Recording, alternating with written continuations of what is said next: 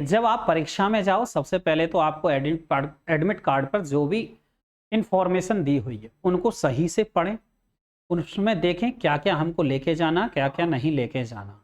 ठीक है, जो चीज़ें लेके जानी है सिर्फ वही लेके जाना, ऐसा नहीं है कि आईडी है, एडमिट कार्ड है और कुछ इलेक्ट्रॉनिक सामान के लिए नहीं होगा। ठीक है, वैसे बैग तो लेके जाओगे, ठीक है, बैग भी रखने की व्यवस्था कॉलेज में होती है जहाँ पर आपका एग्जाम होगा। साथ के साथ आपको जब पेपर करते टाइम, ठीक है, आराम से पेशेंस के साथ, आपको हाइपर नहीं होना। जब पेपर आए मिले आपको हाइपर नहीं होता, बिल्कुल पेशेंस के साथ आपको क्वेश्चन करने, पेशेंस के साथ आपको सवाल करने।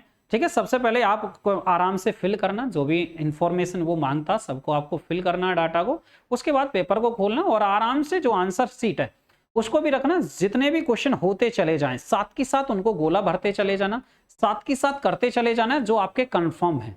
जो कंफर्म है ज्यादा समय लेना नहीं है किसी क्वेश्चन पर, एक बार बढ़ते चले जाना, साथ के साथ बढ़ते चले जाना। जीएस का पोर्शन बहुत बहुत जल्दी, सबसे जल्दी जो होता है वो जीएस का पोर्शन होता है अगर जीएस की पकड़ है।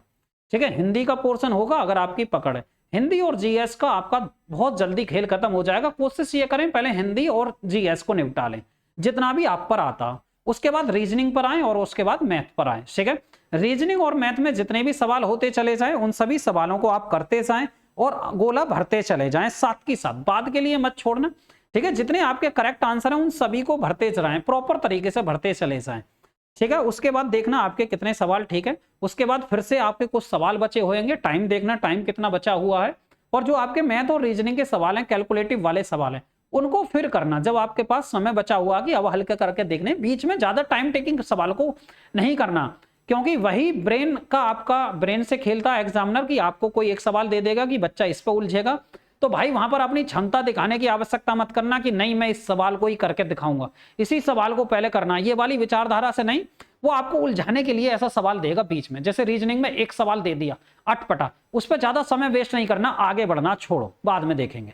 ठीक है, ऐसे ही चलते चले ना आगे, सवालों को धीरे धीरे आप करते चले जाना, करते चले जाना, करते चले जाना। ठीक है, तो आप देखोगे कि कुछ समय में आपके पास बहुत समय बच जाएगा कैलकुलेटिव वाले सवालों को करना। फिर उसके बाद फिर आपको देखना अनुमान से। उसके बाद लास्ट में क्या देखना, जैसे कि आपको कोई क्वेश्चन है गंभीरता से पढ़ना, जीएस का, हिंदी का, उसमें ऑप्शन कर देखना भाई कौन सा गलत है कौन सा गलत नहीं है। फिर आपको अनुमान लगाना इन दोनों में से कौन से की प्रायोरिटी दें, इसको ज्यादा दें या उसका ज्यादा दें, इस चीज पर फोकस करना, इस चीजों पर ज्यादा फोकस करना। सबसे लास्ट में ये देखना हिंदी और जीएस में, ठीक है भाई, ये नहीं हो सकता ये नहीं हो सकता, तो बचे दो ऑप्शन बचे या एक ऑप्शन बचा, भाई इन दोनों में से कोई एक होगा। जैसे कोई हिस्ट्री का सवाल है, हिस्ट्री में देखेंगे भी कौन से सन की बात है कि भाई वो अकबर कब था, श्री का जहांगीर का क्या था, उस तरीके से ये चीजें समझिए। ज्योग्राफी में देखिए कौन से पार्ट कहाँ क्या, इस तरीके से दिमाग में कैलकुलेशन करना। उसके बाद देखना जी हाँ ये सही हो सकता है। ठीक है, आप अनुमान से भी ठीक लगा सकते हो क्वेश्चनों को।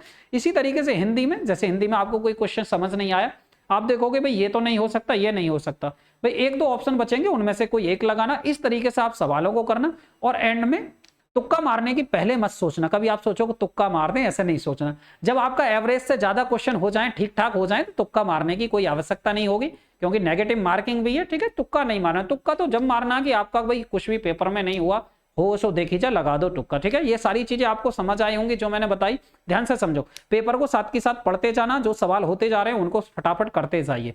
जो कैलकुलेटिव वाला सवाल है उसको नहीं छेड़ना, कैलकुलेटिव वाले सवाल को बाद में देखना। जीएस का कोई सवाल समझ नहीं आ रहा उसको भी बाद में देखना।